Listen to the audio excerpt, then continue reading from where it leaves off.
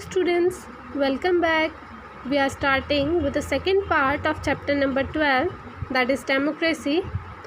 Now we are going to read about merits of democracy. First is based on higher values of humanity.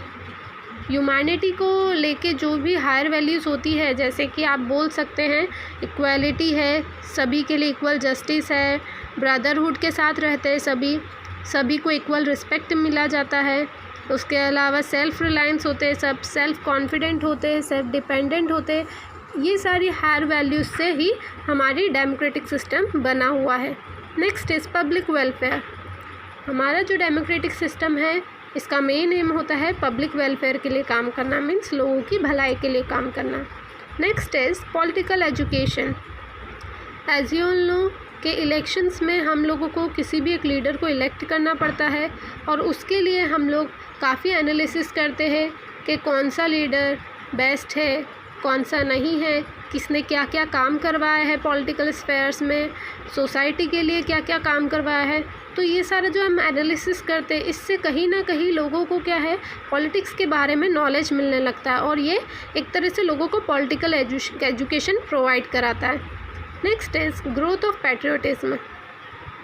As we are electing a government, तो यहाँ पर एक feeling आ जाती है जैसे government हमारे लिए काम करती है, उनका मेन एम क्या होता है पब्लिक वेलफेयर, लोगों के लिए काम करती है। तो लोगों में भी एक फीलिंग ऑफ पैट्रियोटिज्म आ जाती है कि ये हमारे नेशन से कंसर्न है, हमारी कंट्री से कंसर्न है। Next is minimum possibility of violent revolution. As democratic system में हर किसी को इक्वल राइट होता है वोट देने का, इलेक्शंस में पार्टिसिपेट करने का, अपने व्यूज़ प्रेजेंट करने का।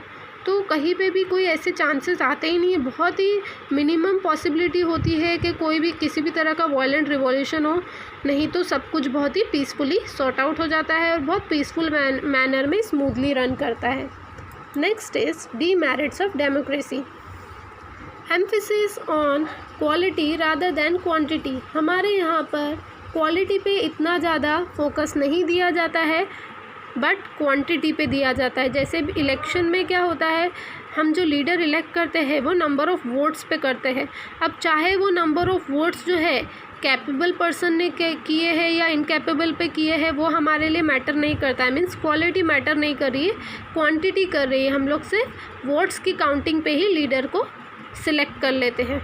Next is rule of the incapable. हमने अभी बात करी है जो भी इलेक्शंस में खड़े होते हैं, जितने भी नॉमिनीज़ खड़े होते हैं उसमें से कुछ कैंडिडेट्स ऐसे होते हैं जिन्हें बहुत नॉलेज होता है पॉलिटिक्स का, उन्हें पता होता है कि हमें किस तरह से गवर्नमेंट को रन कराना है। वहीं दूसरी ओर कुछ कैंडिडेट्स ऐसे भी होते हैं जो इलेक्शन में खड़े होते हैं because of the support of incapable persons.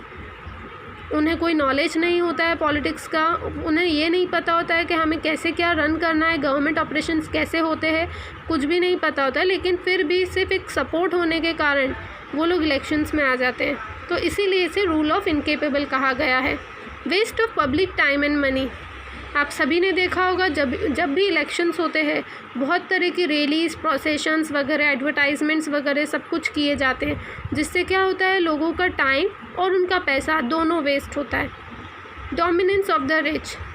ऐसे तो डेमोक्रेटिक गवर्नमेंट में कहा गया है कि हर किसी को राइट होता है इलेक्शन में खड़े होने का, लेकिन आपने अभी देखा है कि किसी को भी इलेक्शन में खड़े होने के लिए बहुत पैसा देना होता है, काफ़ी उसका पैसा लगता है और वो एक कॉमन पीपल अफोर्ड नहीं कर सकता है, वो सिर्फ एक वेल्दी पर्सन ही अफोर्ड कर सकता है। इसीलिए जितने भी कैंडिडेट्स होते हैं वो काफ़ी रिच फैमिली से होते हैं, इसीलिए यहाँ पे कहा गया है it's the dominance of the rich.